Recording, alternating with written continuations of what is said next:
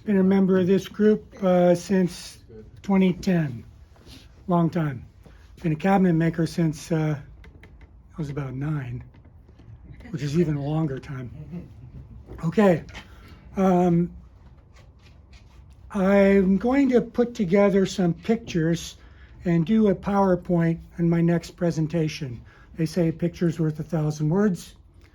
You're just going to get the words today. Pictures are going to be later.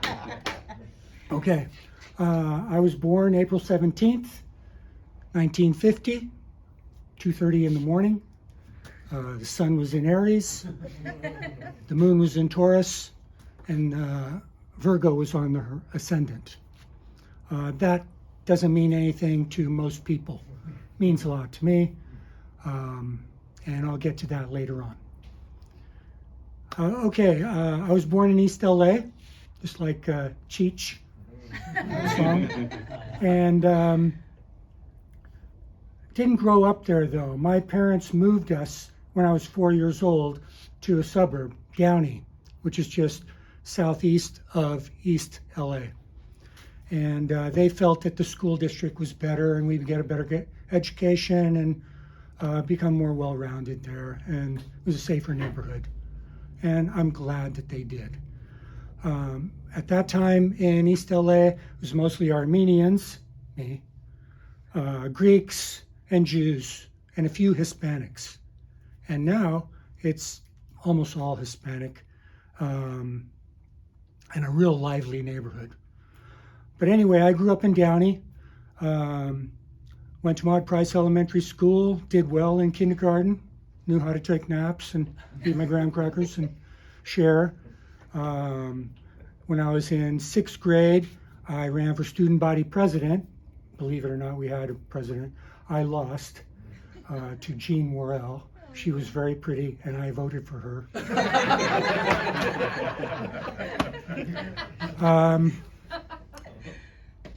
There was this program called AAP, Advanced Academic Program, and through grade school I did very well. So they put me 4th, 5th, and 6th grade in this advanced academic program.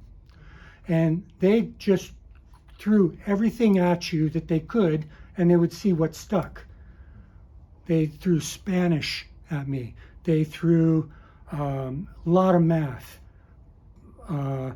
geometry, plane geometry, trigonometry, then even calculus.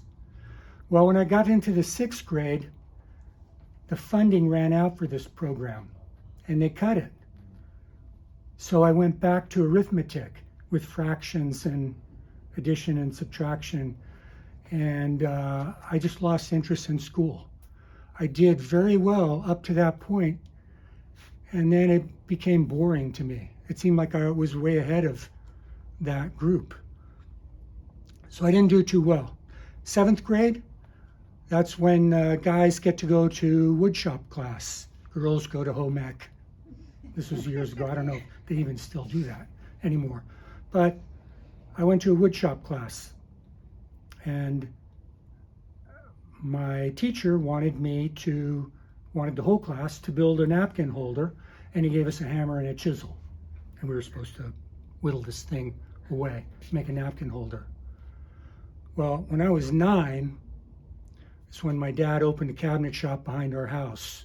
And that's when I went into those double doors and saw table saws and joiners and planers and shapers and bandsaws and nudie pictures on the walls. And I was just stimulated by everything in that shop. You smell the wood. And you cut a piece of cedar, it smells like, after a pencil sharpener. Pine is so fresh. Walnut's a little dusty smell. But anyway, I got to love woodworking from a young age, 9 years old. I could tell wood by looking at it. I could tell everything about it. So when I'm 12 and I'm going into this woodshop class and handed a hammer and a chisel, I just looked at the teacher. I said, wait a minute, I can work everything in this shop. And he knew my dad. He goes, you're John Gevorkian's son? I go, yeah. He said, just a minute. He gave me a waiver and one of those release forms. He said, have your dad sign this and I'll let you use the shop. Okay, thanks. He signed it. So everyone else is whittling away, Cro-Magnon style, and I'm pushing material through a table saw, and I design and build an end table, maybe 30 by 30, tapered walnut legs, a drawer that comes out, and a checkerboard top. And I make this, it takes me 2 semesters. He gives me an A first semester just on progress. I get an A the second semester. Then Mr. Fothergill, the teacher, and he only had about 1 finger on this hand. Another story. But he said he'd give me $50 for this table. And I told him, wow, yeah. And what was $50 in 1962 to a 12-year-old? A lot of dough. I ran home and told my mom, I said, Mom, Mr. Fothergill just give me 50, he's gonna give me $50 from the table.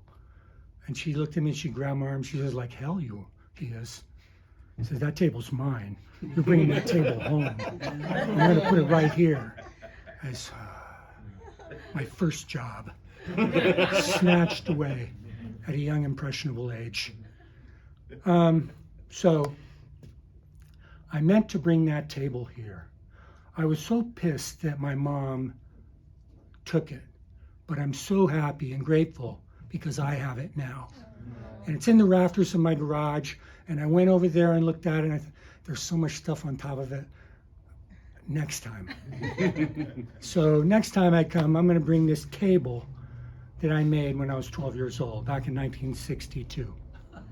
We saw it. Pardon? We saw it before. It's really You did see that? Yeah. All right. Cool. Bring it anyway. Yeah. I'll bring We it. haven't seen Yeah, it. So, where am I? Junior high school. Inspiration.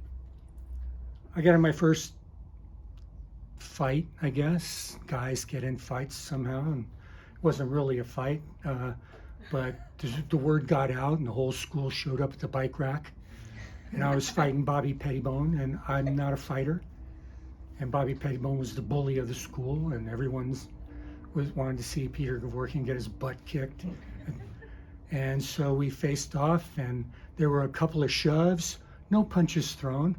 Gus Headington, the vice principal, comes and grabs both of us, takes us to the office. Fight was over. But I gained some respect for standing up to this bully, and Bobby Pettibone and I became best friends after that.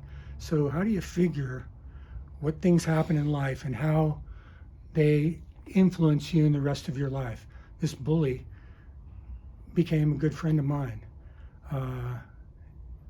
And I had an understanding of why he was a bully. He was the youngest of 3 boys, and he always got shoved around, and he wanted to stand up for himself. So I enjoy personal interactions with people, even if they're a little left of center. I'm way left of center, politically and everything else. But I enjoy talking with those types of people. They have these interesting quirks, and I like to find out about them and why they have them. I got a long story of why I've got all my silly quirks. So then I go to high school. I'm still bored with school. I don't do too well in high school. I graduate 1968, Earl Warren High School in Downey, but definitely not with honors, C's, and a couple D's. Took some drafting and mechanical drawing classes and excelled at those. In fact, I did so well.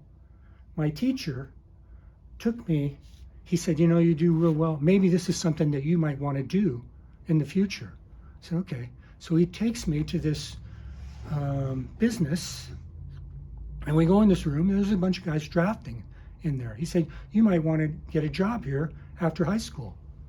So we go into this room. It's about this size. And there are about 15 or 16 drafting tables and a bunch of white guys with white shirts and ties on with crew cut hair. And they're all smoking cigarettes and they're all drawing. And I looked at it, and there's this cloud, and that was my first impression of drafting and architectural work and drawing. And I looked at my teacher and I said, okay, let's go. And that just turned me off. I knew right then and there I wasn't going to be a drawing if that's the way it was done. I wanted no part of that. Okay, so this is 1968, right after the Tet Offensive. Everybody's getting drafted. All my friends are getting drafted. Bobby Pettibone got drafted. I was going to get drafted at 18 and 3 months, which was July after I graduated from high school, and you graduate in June. So I was going to get drafted real quick. I didn't know what to do. My friend Neil said, I'm going to San Francisco. And Neil was, talk about left of center, he was way over there. He had a pet monkey. He was really weird. But I went home and told my dad, I said, Dad, I'm going to Canada with Neil. And things slowed down right then. He said, you obviously haven't thought about this. You think about this, and if you think about what you're going to do, then you go ahead and you go to Canada. And just don't ever come back here again. I don't want to see you. And it wasn't what I was expecting my father to say to me. He was a World War II vet in the Navy. I should have known, but I was 18. I didn't know anything. So he sat me down. He goes, look, nobody wants to go to Vietnam. No one wants to fight. It's someone else's war. There's business involved in this. I understand that. And a lot of guys are getting killed. But you don't run away from it either. It's a duty. He said, how about this? Join the Navy. You're in there for 4 years. Worst case scenario, they send you on a ship to Vietnam. You're 20 miles off the coast. You're lobbing shells over there. Nobody's shooting at you. You're eating 3 hot meals a day. You're sleeping in clean sheets. You're not eating out of a can. You're not sleeping in a jungle. Nobody's shooting at you. You're not shooting at anybody else. Made sense to me. I said, okay, I'll do that. I enlisted in the Navy. Besides marrying my wives, my first wife passed away. I have a second wife now. Besides marrying my wives, this was the best decision I made in my entire life. I have to tell you that. To serve your country is an honor. Veterans Day is coming up. Saturday, take a vet to lunch. I already have a date, but take someone to lunch. If you know a vet, don't just tell them, thank you for your service. Ask him about what he did. Show a little interest in how he served, what he did in the military. So I enlisted, off I went, San Diego. Shaved my head, marched. I felt good in boot camp. It was a little bit like playing football in high school, that kind of training, a little bit more rigorous. And if you did something wrong, a lot of punishment. But it taught you discipline, and that's something that you need to know. After boot camp, they sent me to A school to Great Lakes, Illinois, north of Chicago, where I studied electricity, became an electrician's mate.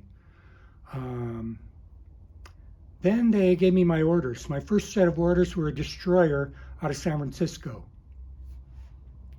And I knew that was going to Vietnam. And I turned those orders down. I learned in A school that you could turn your first 2 sets of orders down. So I turned them down. And I didn't know anything about it. The next set of orders I got was a submarine tender. It was home ported in Charleston, South Carolina, but it was leaving. And it was going to be stationed, home ported in Rota, Spain, southern Spain. And it was going there for several years. Rota, Spain? That sounds good. They said, you can go to your ship right now and get on it and sail across the Atlantic and go to Spain. Or you can take a couple weeks off and meet it. It's going to be in Amsterdam. So you can meet it in Amsterdam. So, well, I don't want to sail across the Atlantic. Yeah, I'll fly. So I went home, spent my Christmas, got on an airplane, flew to Amsterdam, met my ship. My ship was the USS Holland. I'm going to Amsterdam, Holland, to get onto my ship. All the girls in Amsterdam were crazy about the guys on that ship, USS Holland. They were nuts about it. And Amsterdam, pretty left of center also, place, my kind of place. So I had fun there, got on a ship, we went and moored in Rota, Spain. Rota, Spain is on the Atlantic coast, below Portugal, above Gibraltar. Same latitude as Southern California. Exact same weather patterns. Sunny all the time. Here we have Santa Ana winds. There you have Levante. Levante is the hot wind that comes off the Sahara Desert, off northern Africa. And it warms the area, just like the Santa Anas warm this area. Dry, beautiful. Anyway, I spent 3.5 years in Spain on that ship with the Navy. I got my separation papers there also, which allowed me to stay another year as a civilian, and the Navy still had to pay my way back home. In Spain, on this naval vessel, I was a diver. It was a nuclear submarine tender. We were tied up in a Mediterranean mooring. You know, this has nothing to do with cabinets. This has something to do with me and how I got to where I am right now and how I do what I do. And one day I'll get to cabinets. Maybe next time when I show you the picture. But you have to indulge me, I'm old.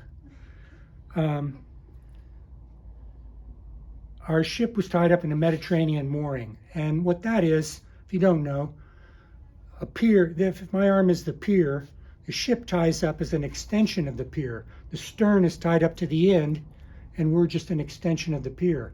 So nuclear submarines come in and tie up on both sides of our ship. And we can service 6 on the ship and a couple on the pier. We can service 8 if we have to, but they don't want 8 nuclear submarines on the surface at any one time in one place. Supposedly, a nuclear submarine, these ballistic missile submarines are the second most powerful nation in the world after Russia and after the United States.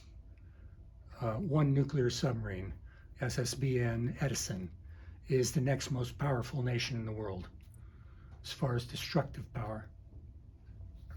So I'm 19 and I'm working on these things. So you get pretty heady. My daily routine, security swims. You dive with a partner in scuba gear at the bow. You swim down 35, 40 feet down, and you're on your back looking up with your partner. He's looking up the starboard side, I'm looking up the port side, and we swim backwards, upside down, toward the stern of the boat. And we're looking for anything unusual, a little box planted on the side of the submarine, something out of the ordinary. Mostly, that's why there's security swims. After the security swim, you inspect the propeller. It's a 15-foot propeller, 11 tons. It's got 7 blades on it. It's brass. If it's got a little nick the size of my little fingernail, it has to be replaced or filed down because it causes cavitation in the water, and that leads to it being detected. Otherwise, these things are virtually undetectable. Lots of stories with that too, but coffee, that's what coffee breaks are for, I think. This is a big, long coffee break for me. That's what I did in the military. Also, salvage inspections. Salvage inspection, you look at every part of the submarine. You tell the CO of that boat, might be a commander, might be a full captain. You tell him if he passes or fails. And your signature determines whether that boat leaves or not. And twice I had to make a full commander in the Navy stand down. Said, no, you cannot go. And they get hot when a third-class petty officer, peon, tells a captain in the Navy that he can't go anywhere. They get pissed. They run up, talk to the CO, and that's okay. They stand up for me. That's one thing I liked. If I did my job right, everybody stands up for you. And this 19-year-old kid took this nuclear submarine and put it on hold and said, look, you got to pass this inspection, because if you go down, we can't come get you successfully.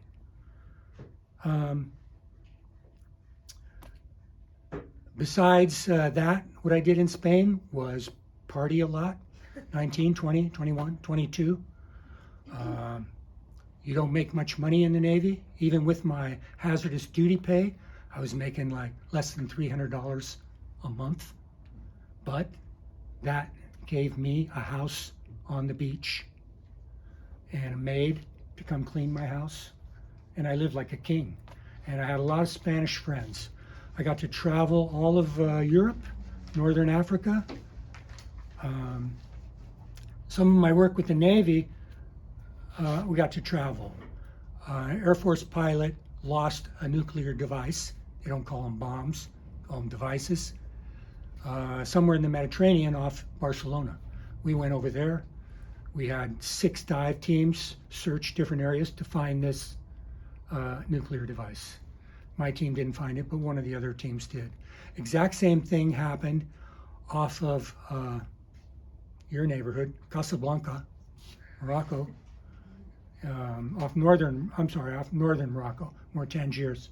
And we looked for a device there, and we found that also. 2 times in the 4 years I was in the Navy, Air Force pilots lost nuclear devices. So I'm wondering how many times this really happens. Does it? In the military, everything's a need to know basis. No one would tell me anything, only if I needed to know it, because we were going to go look for it. In dive school, they taught me welding underwater, so I could cut a hole in a steel hull underwater and weld it up. I don't know how to weld on land. In the Navy, they just teach you on a need-to-know basis. They didn't want me. They had welders for land. They needed welders underwater. So that's how the military worked. They asked me to sign up again, give you a big bonus, and I thought, this is great for 1 year, but I'm not going to do this. Got letters from commercial diving outfits. Commercial divers were getting $600 an hour. That sounded good to me. Then you find out the $600 is only for bottom time, and you only might have 45 minutes bottom time, and then you're in decompression the rest of the day, and you might not have another dive till the next week. So 45 hours, or 45 minutes, out of 600 an hour, not a lot of money. And working for Shell or Mobil, they don't care about divers. They got a whole line of them, and once one gets killed or injured, they got another one to take its place. In the military, a different story. If they lose a diver, there's a Senate investigation. So safety. And I enjoyed that. So I got to travel all of Europe, like I said, Western Europe and Scandinavia. Got to go up north in Finland to a town called Kinarnemi, which is on the Russian border, above the Arctic Circle, and got to see the northern lights there. And then there are times up there where the sun doesn't rise. And there are times up there when the sun doesn't set. And it's amazing to be that far north. Came back to the States in 1973, went to college. I started out in junior college, Cerritos, in Cerritos. 2 years there. Didn't know what I was doing in college, but my geology teacher, I took a geology course, really got me involved in geology. So I transferred up to Humboldt State University in Northern California, just south of the Oregon border. Went up there, Spent 5 years in college, got a Bachelor of Science in Geology, Bachelor of Science in Oceanography. Went to work out of Humboldt State, went to work for the U.S. Geological Survey. My first job was field mapping. Went to, when you go to Mammoth Mountain, you go up 395 just east of the Sierra Nevada, Bishop, Lone Pine. There was this area from Lone Pine called the White Mountains on the other side. It ran parallel with the Sierras, but further east. And the White Mountains are up there. Beautiful pine trees up there that are thousands of years old. But anyway, some interesting rock formations. So there were a dozen of us on the team. We had a cook. We camped out for 5 weeks. And we mapped this area. Our camp was at 6,000 feet, and we hiked up to 10,000 almost every day. So obviously in good shape. Going up with an empty bag, coming down with some heavy rocks. After that was over, then you go to Menlo Park in the Bay Area, and you sit in an office, and it reminded me of this office I saw in high school. These guys in their tables. And we had to write a paper on what we found out there. And that reminded me of college. And I'm not good at paper writing, but I forced my way through it, wrote the paper. Next job came up, a dive job. They offered it to me because I was a diver. Go up to Alaska, you go diving under the continental shelf, not the continental shelf, under these glaciers that are coming off the shelf. They want to see how glaciers are eroding the land. So they want someone to photograph them, measure it, and all that. There's only a 3-week period you can do this, because then it gets warm and the glaciers start calving off, and it's dangerous. And I wanted to take this, and I said, so I went to my team leader. I said, I'll take this job, one condition. I said, you want me because I'm a Navy diver, and I can do it, and I have more experience than anybody here. But let's get someone who has more experience than anyone here in writing papers to do the paperwork, and they can write the paper. And he just shook his head and looked at me and said, sorry, Peter, it doesn't work that way. The person who gets the evidence, the specimens in the field, has the best knowledge of that specimen. So by you going and photographing and measuring them, you could write a better paper because you have firsthand knowledge. I said, okay, I don't want to do this anymore, sorry. So I left. I was with USGS for less than 6 months, so I don't really put it on my resume, but sometimes I do. I drove back to Southern California in my Volkswagen, and only thing I know is woodworking. And I want to know if I remember it, so I go to Golden West College, woodworking department, and take a class in cabinet making. And halfway through the class, I know all this stuff. And then the teacher says, Peter, I got something next week to do. Would you stand in and teach the class for me? I said, well, okay. So I do. And I'm running the class, and he asked me to do it again the next week. 5 minutes? Thank you. So I do that also. Then I find out he's golfing. So I said, look, I came to this class just because I wanted to freshen up my memory. I know as much as I need to know. I'm going to start my own business. 1979, I started my cabinet shop. First, I started working on the west side of town, winning Brentwood, Bel Air, Beverly Hills, Malibu. Then I bought a house in Huntington Beach. I met contractors in Orange County, started working Newport Coast. Then over a dozen homes in Newport Coast. And a lot of homes in Laguna Beach. So what I do now is high-end custom residential work. And I got to tell you, I love it. I didn't talk too much about my love for woodworking. When I came back from the military in 1973, I went into my dad's shop and I made this backgammon board, excuse me. This board I made when I was 23. Have a look at it.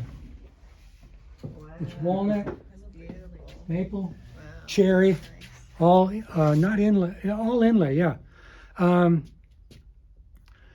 this is what I incorporate in my cabinet making. I love working with wood. I love to make it nice and smooth. And best of all, I love getting paid for it too. I'm a cabinet maker, and every week, all of you guys, we get to stand up here and tell our stories and what we do. I'm a cabinet maker. I love doing it, and I've been doing it since I was 9. And I'm 73 now, so that's a lot of years. But, like I said before, Saturday's Veterans Day. I've done some excellent work in homes in Beverly Hills. I did 2 houses for Barbra Streisand in Malibu. I've done a lot of big names.